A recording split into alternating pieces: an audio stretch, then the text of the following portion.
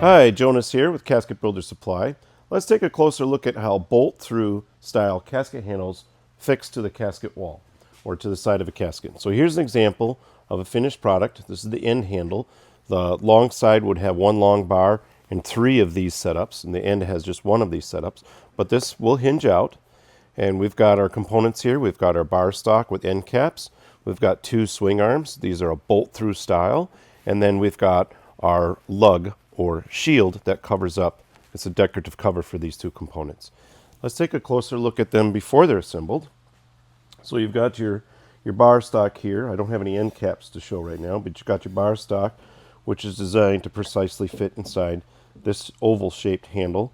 This is pounded down to wrap, and then these two tabs make it a secure tight fit, and you just use a hammer and a punch or shaped chisel to do that.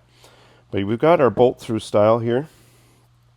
Now this is much stronger than the other arm and adapter style. This rivet can hold a lot. You don't need a big fender washer inside of a wood panel casket, just a little machine washer. This is a number 10 here. Once that hole's drilled, and put that all together on the inside of the casket, and there you have a bolt-through style casket handle.